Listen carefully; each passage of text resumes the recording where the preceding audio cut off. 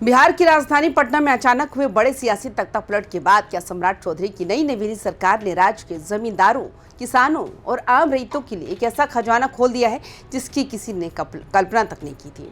क्या अब आपकी जमीन के बदले आपको बाजार मूल्य से 4 गुना ज्यादा पैसा और ऊपर से 10% का बम्पर बोनस मिलने वाला है? और दूसरा सबसे बड़ा सस्पेंस, एक तरफ जहां सरकारी कर्मचारियों को बिना एक भी रुपया जेब से खर्च किए कैशलेस इलाज की महासुविधा मिलने जा रही है, वहीं दूसरी तरफ शहरों में होने वाले जमीन सर्वे के नियमों में ऐसा कौन सा गुप्त बदलाव कर दिया गया है जिससे आपकी प्रॉपर्टी का पूरा समीकरण ही पलटने वाला है। नमस्कार दोस्तों, आप देख रहे हैं वाईबीएन बिहार झारखंड। मैं हूं आपके साथ मुदिता त्रिपाठी। बिहार में सत्ता परिवर्तन होने और सम्राट चौधरी के नेतृत्व में नई सरकार के गठन के बाद कैबिनेट की जो पहली बड़ी बैठक हुई उसने पूरे सूबे की सियासत और आम जनता के बीच एक बहुत बड़ा नैरेटिव सेट कर दिया। इस हाई प्रोफाइल बैठक में कुल 27 एजेंडों पर मुहर लगी, लेकिन इनमें से 3 फैसले ऐसे हैं जो सीधे तौर पर बिहार के आम लोगों, जमीन मालिकों और सरकारी कर्मचारियों की जिंदगी और उनकी जेब पर सीधा असर डालने वाले हैं। सम्राट सरकार ने आते ही एक तरफ जमीन अधिग्रहण के पेचीदा चक्रव्यूह को खत्म करने के लिए बिहार रैयती भूमि क्रय नीति 2026 को मंजूरी दे दी, तो दूसरी तरफ लाखों राज्यकर्मी और पेंशन भोगियों की बरसों पुरानी मुराद पूरी कर दी है। आज हम इन फैसलों का पूरी तरह से एक नए एंगल से पोस्टमार्टम करेंगे। हम समझेंगे कि इस नए राजनीतिक दौर में इन नीतियों के पीछे नई सरकार का असली मास्टर प्लान आखिर है क्या, जमीन मालिकों को इसका कितना बड़ा आर्थिक फायदा होने जा रहा है और अब आगे क्या होने वाला है। चलिए सीधे विश्लेषण की गहराई में उतरते हैं। इस पूरी प्रशासनिक और राजनीतिक क्रोनोलॉजी को समझने के लिए हमें सबसे पहले नई सरकार के उस सबसे बड़े और क्रांतिकारी फैसले को देखना होगा जो जमीन की खरीद बिक्री से जुड़ा है। अब तक होता ये था कि जब भी केंद्र या राज्य सरकार को किसी बड़ी परियोजना जैसे national highway expressway, railway line और या किसी बड़े अस्पताल के लिए जमीन की जरूरत होती थी तो भू अर्जन यानी लैंड एक्विजिशन की प्रक्रिया में सालों साल लग जाते थे। कोर्ट कचहरी के चक्कर, मुआवजे को लेकर विवाद और प्रशासनिक ढिलाई के कारण अरबों रुपयों के प्रोजेक्ट्स अधर में लटके रहते थे। लेकिन अब सम्राट सरकार ने इस पूरी कानूनी माथापच्ची को बाईपास करने का एक बेहद स्मार्ट रास्ता निकाल लिया है। नई नीति के तहत अब किसी भी सरकारी प्रोजेक्ट के लिए सीधे रैयत यानी जमीन के असली मालिक से डायरेक्ट जमीन खरीदी जा सकेगी। इसका पूरा ढांचा आपसी बातचीत, आपसी समन्वय और सहमति के आधार पर तय होगा, यानी सरकार और किसान आमने सामने बैठकर रेट तय करेंगे और जैसे ही बात बनेगी रजिस्टर्ड डॉक्यूमेंट के जरिए जमीन तुरंत सरकार के नाम ट्रांसफर हो जाएगी।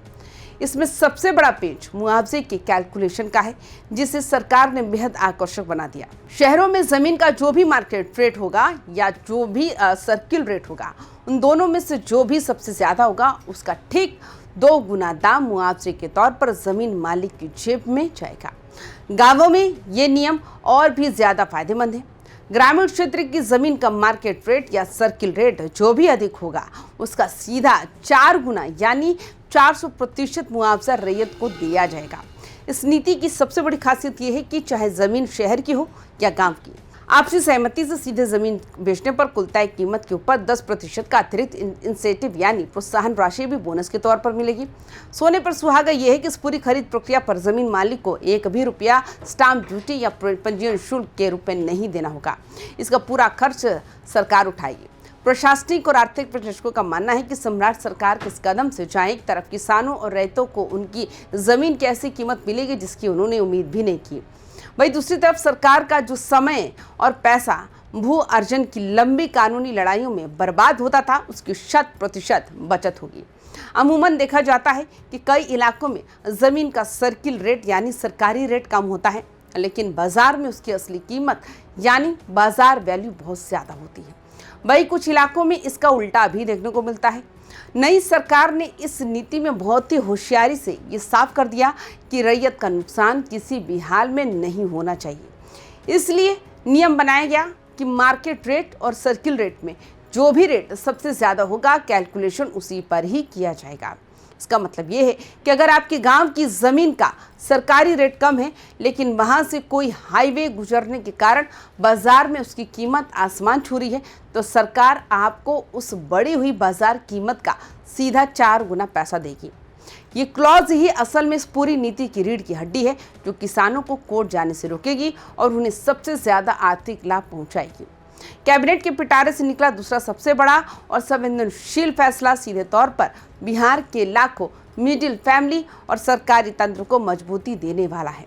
बिहार के सरकारी कर्मचारी और पेंशनभोगी पिछले कई सालों से ये मांग कर रहे थे कि उन्हें और उनके परिवार को स्वास्थ्य संबंधित दिक्कतों के समय कैशलेस की इलाज की सुविधा दी जाए, ताकि बीमारी के वक्त उन्हें अपनी जमा पूंजी न गंवानी पड़े या कर्ज न लेना पड़े।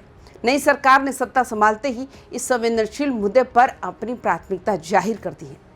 सम्राट चौधरी की कैबिनेट ने इस मांग को पूरी तरह से स्वीकार कर लिया है। स्वास्थ्य विभाग के इस प्रस्ताव को हरी झंडी दे दी है, जिसके तहत अब बड़े पैमाने पर कैशलेस इलाज का सुरक्षा कवच तैयार किया गया है।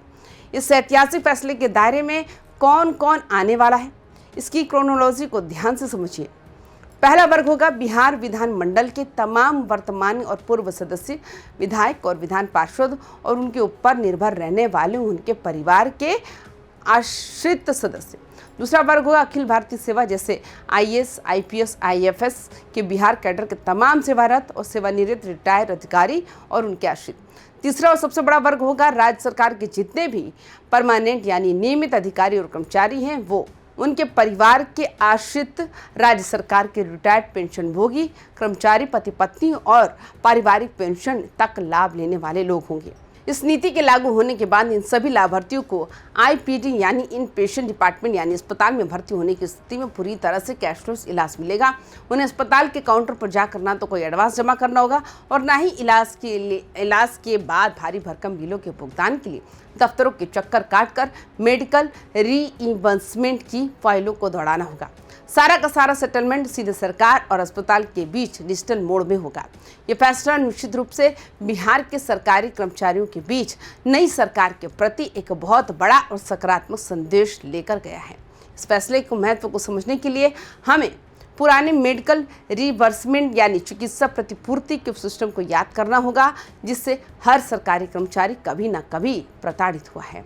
पहले नियम यह था कि अगर कोई कर्मचारी बीमार होता है तो उसे पहले अपनी जेब से या कर्ज लेकर अस्पताल का पूरा बिल चुकाना पड़ता था। इलाज पूरा होने के बाद वो सारे बिलों को लेकर अपने विभाग के चक्कर काटता था। बाबू से लेकर बड़े साहब तक फाइल को पास कराने में महीनों लग जाते थे और कई बार तो रिश्वत के चक्कर में फाइलें सालों तक दबी रहती थी।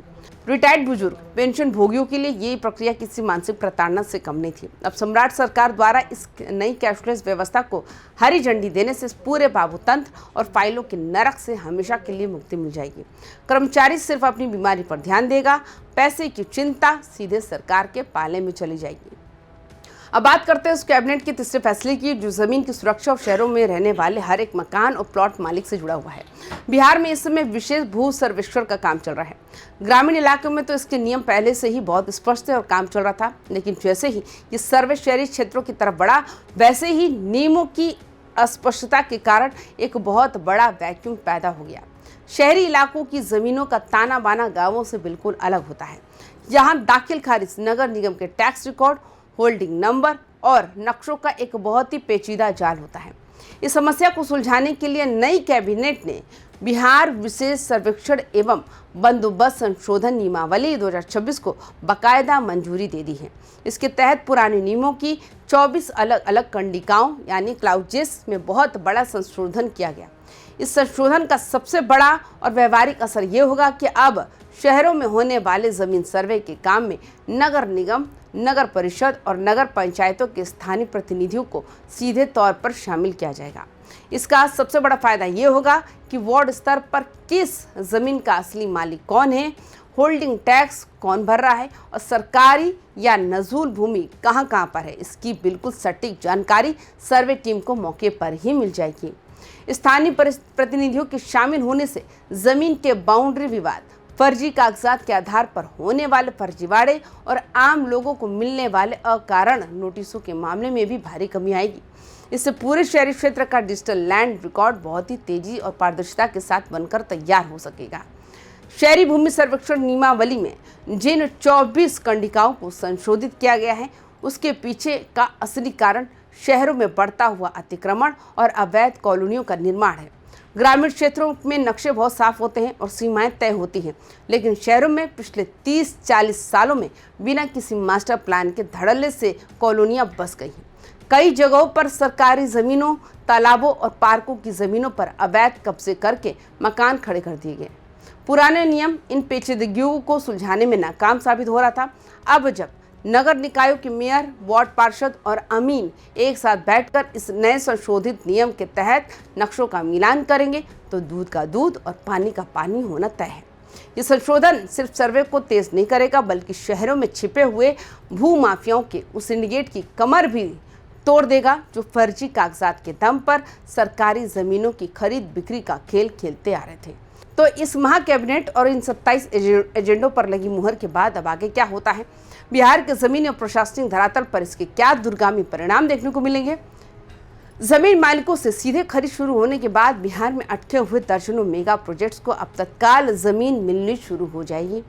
4 लेन सड़कों के चौड़ीकरण और नए इंडस्ट्रियल के विकास का रास्ता पूरी तरह साफ हो जाएगा, क्योंकि 4 गुना मुआवजे और 10% बोनस के आकर्षण में रैयत खुद आगे बढ़कर अपनी जमीन सरकार को सौंपेंगे। लाखों सरकारी कर्मचारियों को कैशलेस सुविधा देने के लिए अब स्वास्थ्य विभाग बहुत जल्द राज्य और देश के बड़े बड़े कॉरपोरेट और सरकारी अस्पतालों के साथ एम्प्लॉयमेंट यानी अनुबंधन की प्रक्रिया शुरू करने जा रहा है। कर्मचारियों को बहुत जल्द एक यूनिक हेल्थ कार्ड जारी किया जाएगा, जिसके जरिए वे अस्पतालों में सीधे इलाज करा सकेंगे। शहरी क्षेत्रों में जैसे ही नगर निकायों के प्रतिनिधियों के सहयोग से नया डिजिटल सर्वे पूरा होगा, प्रॉपर्टी मार्केट में होने वाले फ्रॉड पूरी तरह खत्म हो जाएंगे। हर एक जमीन और मकान का एक परमानेंट यूनिक आईडी जनरेट होगा, जिससे आने वाले दिनों में शहरों में जमीन खरीदना और बेचना बेहद सुरक्षित और आसान हो जाएगा। बिहार में सम्राट चौधरी के नेतृत्व वाली नई सरकार के फैसले ये साफ दिखाते हैं कि सरकार अब विकास की रफ्तार को तेज करने और अपनी राजनीतिक पकड़ मजबूत करने के लिए पुराने और ढीले नियमों को पूरी तरह से रिबूट कर रही है।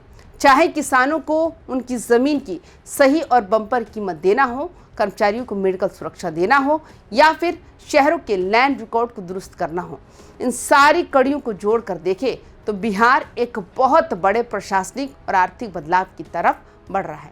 तो आपको क्या लगता है, क्या सम्राट सरकार का ये दाव आने वाले दिनों में बिहार के विकास की तस्वीर बदलेगा? क्या ग्रामीण इलाकों में जमीन के बदले 4 गुना मुआवजा मिलने से किसान खुशी खुशी अपनी जमीन विकास योजनाओं के लिए देंगे? अपनी राय नीचे कमेंट बॉक्स में जरूर साझा करिए। अगर आपको ये वीडियो पसंद आई हो तो लाइक शेयर करना ना भूलें। सतर्क रहें, सुरक्षित रहिए। नमस्कार।